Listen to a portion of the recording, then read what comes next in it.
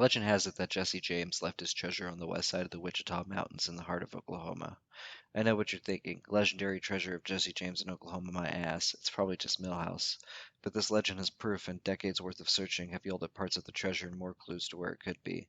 Today we will talk about the gold that Jesse James left behind in the Wichitas. Before we talk about the gold, we need to learn more about Jesse James, Frank James, and their gang of outlaws. Jesse Woodson James was born on September 5, 1847, in Clay County, Missouri, near the site of present-day Kearney. This area of Missouri was largely settled by people from the Upper South, especially Kentucky and Tennessee, and became known as Little Dixie for this reason.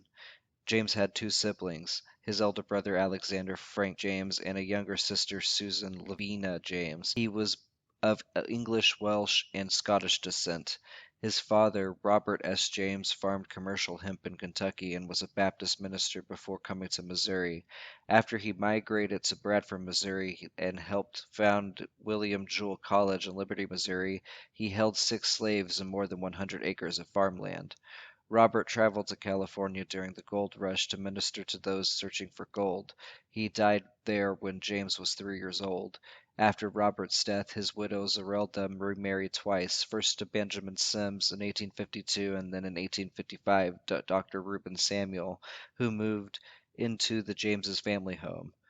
Jesse's mother and Samuel had 4 children together: Sarah Louise John Thomas, Fanny Quantrell, and Archie Peyton Samuel. Zerelda and Samuel acquired a total of 7 slaves who served mainly as farmhands in tobacco cultivation. After a series of campaigns and battles between conventional armies in 1861, guerrilla warfare gripped Missouri, waged between secessionist bushwhackers and Union forces, which largely consisted of local militias known as Jayhawkers. A bitter conflict ensued, resulting in an escalating cycle of atrocities committed by both sides. Confederate guerrillas murdered civilians, and Unionists executed prisoners and scalped the dead. The Union presence enforced martial law with raids on homes, arrest of civilians, summary executions, and banishment of Confederate sympathizers from the state. The James Samuel family sided with the Confederates at the outbreak of war. Frank James joined a local company recruited for the secessionists called the Drew Lobbs Army, and fought at the Battle of Wilson's Creek in August 1861. He fell ill and returned home soon afterwards. In 1863, he was identified as a member of a guerrilla squad that operated in Clay County. In May of that year, a Union militia company raided the James Samuel farm looking for Frank's group. They tortured Reuben Samuel by briefly hanging him from a tree. According to legend, they lashed young Jesse. Frank James eluded capture and was believed to have joined the guerrilla organization led by William C. Cantrell, known as Quantrell's Raiders. It is thought that he took place in the notorious massacre of 200 men and boys in Lawrence, Kansas, a center for the abolitionists. Frank followed Quantrell to Sherman, Texas, over the winter of 1863 to 1864. In the spring, he returned in a squad commanded by Fletch Taylor.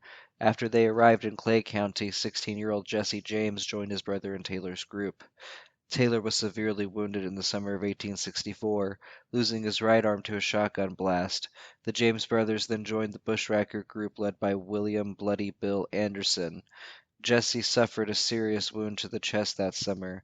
The Clay County Provost Marshal reported that both Frank and Jesse James took part in the Centralia massacre in September, in which guerrillas stomped a train carrying unarmed Union soldiers returning home from duty and killed or wounded 22 of them. The guerrillas scalped and dismembered some of the dead. The guerrillas also ambushed and defeated a pursuing regiment of AVE Johnson's Union troops, killing all who tried to surrender, who numbered more than 100. Frank later identified Jesse as a member of the band who had fatally shot Major Johnson. As a result, the James brothers' activities, Union military authorities forced their families to leave Clay County. Though ordered to move south beyond Union lines, they moved north across to the nearby state border into Nebraska Territory. After Bloody Bill Anderson was killed in an ambush in October, the James brothers separated. Frank followed Cantrell into Kentucky, while Jesse went to Texas under the command of Archie Clement, one of Anderson's lieutenants. He is known to have returned to Missouri in the spring. At the age of 17, Jesse suffered the second of 2 life-threatening chest wounds when he was shot while trying to surrender after they ran into a Union cavalry patrol near Lexington, Missouri. At the end of the Civil War, Missouri remained deeply divided. The conflict split the population into three bitterly opposed factions: anti-slavery Unionist, identified with the Republican Party; segregationist conservative Unionist, identified with the Democratic Party; and pro-slavery ex-Confederate secessionists, many of whom were also allied with the Democrats, especially in the southern part of the state. The Republican-dominated Reconstruction legislature passed a new state constitution that freed Missouri slaves. It temporarily excluded former Confederates from voting, serving on juries, becoming corporate officers, or preaching from church pulpits. The atmosphere was volatile, with widespread clashes between individuals and between armed gangs of veterans from both sides of the war.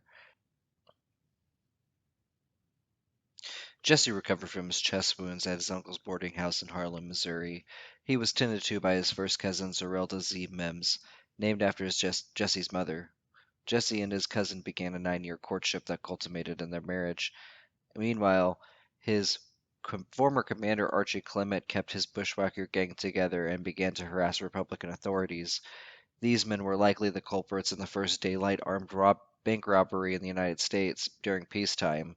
The robbery of the Clay County Savings Association in the town of Liberty, Missouri on February 13, 1866. The bank was owned by Republican former militia officers. They had recently conducted the first Republican Party rally in Clay County's history. During the gang's escape from the town, an innocent bystander, 17-year-old George C. Jolly Wymore, a student at William Jewell College, was shot dead in the street. It remains unclear whether Jesse and Frank took part in the Clay County robbery. After the Jameses brothers successfully conducted other robberies and became legendary, some observers retroactively credit them with being the leaders of the robbery.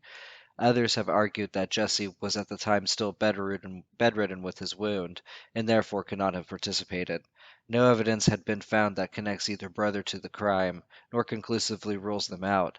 On June 13, 1866, in Jackson County, Missouri, the gang freed 2 jail members of the Quantrell gang, killing the jailer in the effort. Historians believe that the James brothers were indeed involved in this crime. Local violence continued to increase in the state. Governor Thomas Clement Fletcher had recently ordered a company of militia into Johnson County to suppress the guerrilla activity.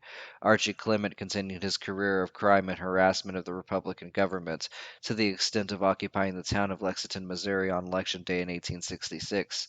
Shortly afterwards, the state militia shot Clement dead. James wrote about his death with bitterness a decade later. The survivors of Clement's gang continued to conduct bank robberies during the next 2 years, though their numbers dwindled through arrests, gunfights, and lynchings. While they later tried to justify the robbing the banks, most of their targets were small local banks based on local capital, and the robberies only penalized the locals they claimed to support. On May 23, 1867, for example, they robbed a bank in Richmond, Missouri, in which they killed the mayor and 2 others. It remains uncertain whether either of the James brothers took part, although an eyewitness who knew the brothers told the newspaper 7 years later, positively and empathetically, that he recognized Jesse and Frank James among the robbers. In 1868, Frank and Jesse James allegedly joined Cole Younger in robbing a bank in Russellville, Kentucky. Jesse James did not become well known until December 7th, 1869, when he and most likely Frank robbed the Daviess County Savings Association in Gatlin, Missouri. The robbery netted little money. Jesse is believed to have shot and killed the cashier, Captain John Sheets, believing him to be Samuel P. Cox, the militia officer who had killed Bloody Bill Anderson during the Civil War. James claimed he was taking revenge, and the daring escape he and Frank made through the middle of the posse shortly afterward attracted newspaper coverage for the first time. In 1882, History of Daviess County said the history of Daviess County has no blacker crime in its pages than the murder of John W. Sheets.